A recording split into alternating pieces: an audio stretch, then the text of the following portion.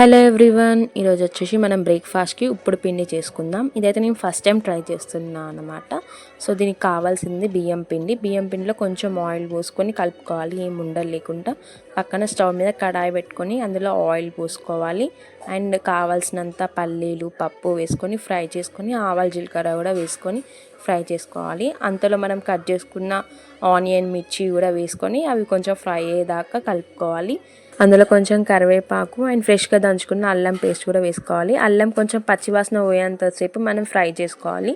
And అందులో కొంచెం water పోసుకోవాలి అండ్ సాల్ట్ వేసుకోవాలి. వాటర్ అనేది కొన్నే పోసుకోవాలన్నమాట, ఉప్మా లాగా ఎక్కువ కాకుండా కొన్నే పోసుకోవాలి ఉప్పుడు పిండికి. అండ్ అందులో బియ్యం పిండి వేసుకొని అది మంచిగా ఫ్రై అయ్యేంతవరకు కలుపుకుంటూనే ఉండాలన్నమాట. పచ్చిగా ఉండకూడదు, ఇట్లా ఫ్రై కావాలి.